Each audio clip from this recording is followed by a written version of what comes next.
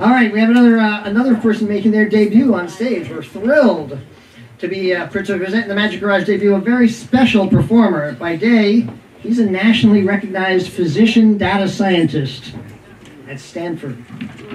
IIQ night, folks.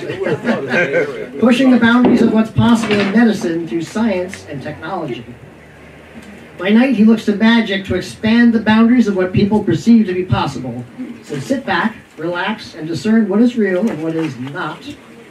With the award-winning magician, physician, and scientist, Dr. Jonathan Chen. Thank you so much, Jonathan. Good evening, everybody. Everyone having fun so far? Yeah. I certainly am. Even though when I think about it, nothing we've seen so far is actually real. In fact, if you consider, it really can't be real, because if it was, what I'm doing right now would be quite dangerous. Do not attempt this at home, y'all. Just think about it. If I were to pull down hard on these two ends of the rope, what would happen? What would happen to something quite impossible if this were actually just a normal piece of rope? And I claim it is. I claim it is. What's your name there? Joe. Joe, nice to meet you, Joe. Could you go ahead and thoroughly examine this rope and confirm for everyone that indeed it is a complete normal piece of rope? Even Joe has confirmed. Thank you so much. Just kidding. Go ahead, thoroughly examine this rope and make sure it is exactly what it appears to be. You've all surely seen at some point, and if you haven't, now's your chance. A magician cuts a rope in half, puts it back together. Well, as a doctor, I have to restore patients back to health all the time. And as an educator, I think it might be more useful, rather than try to trick you tonight, to illustrate for you, show you step by step exactly how the solution works. Fair enough? And so to do that, I'm going to have you cut through this. Trauma shears here. So we've got to cut through people's bandages in the hospital. I wash most of the blood off, it's fine. Okay. And now we're going to go ahead, and if you can just do a snip, it is very sharp, so watch that. Very good.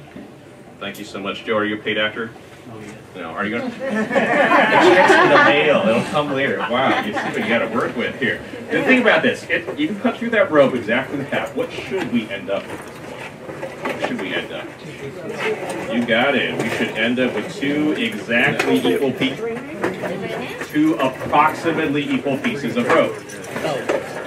No worries, Joe. If that happens to you, all you have to do is take your two pieces of rope, roll them together, then you just unwind them until they end up approximately equal again. Does that make kind of sense?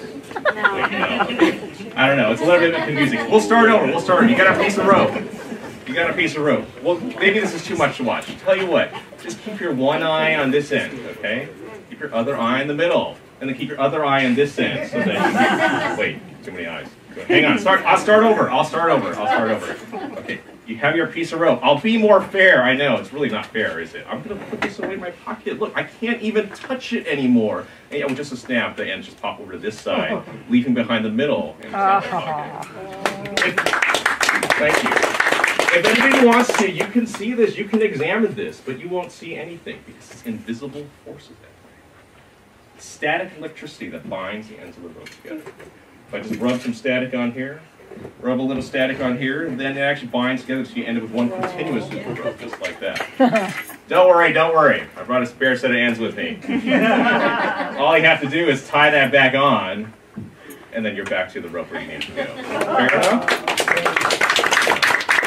Some of you don't look too happy with what you're seeing. I'm just trying to illustrate what can happen, but we'll kind of go from there. You think there's something strange with the rope. It's actually not. It's a technique. You got to hold tight, hold tight. Just if you pull too tight, some of the ends will pop off. If that happens, you're trying to part the rope and grab it and pop them back on until you're back in position.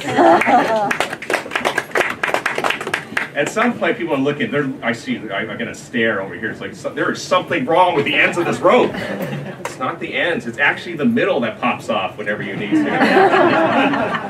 Just make sure that by the end of it, you're able to reattach the middle seamlessly back onto the rope. Oh. Fair enough? Okay. Let's get back to where we started. We were supposed to be trying to cut this rope into two equal pieces. If you haven't figured it out, the scissors were just a misdirection. It's actually, you can just cut the rope with your fingers anytime you need to. And then if you want to put it back together, you just tie it together with a knot. Cutting and tying, it's really kind of nothing more interesting than that. And then if you just use the right technique, then you can kind of go to where you need to. Cutting and tying, let the static electricity, the heat from that to cool down a little bit, and then you're back to where you need to go. But consider, if you let that heat cool down, you give it a breath, is what you're seeing, is it real or is it not?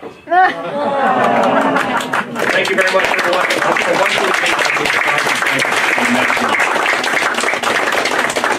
All right, you killed it, John.